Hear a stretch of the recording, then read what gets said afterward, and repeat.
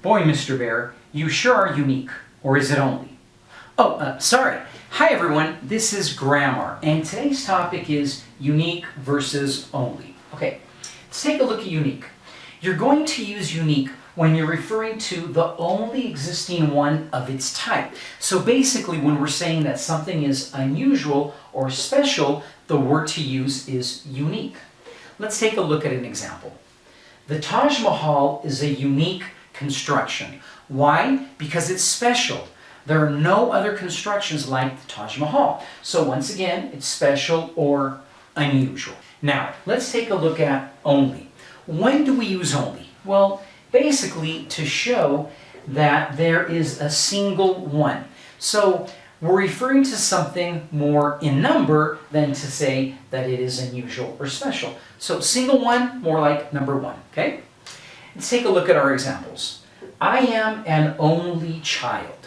Here in this case, I'm referring to only one. I'm not saying that I'm special or unusual in any way. I'm just saying that my parents only had one, okay?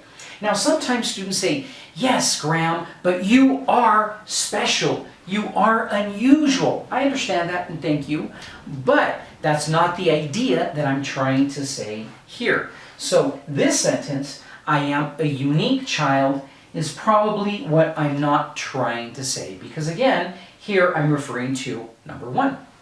Now, let's compare this use and this use with the Taj Mahal. In this sentence, it is correct to say there is only one Taj Mahal because I'm referring to number. So I'm saying one, okay?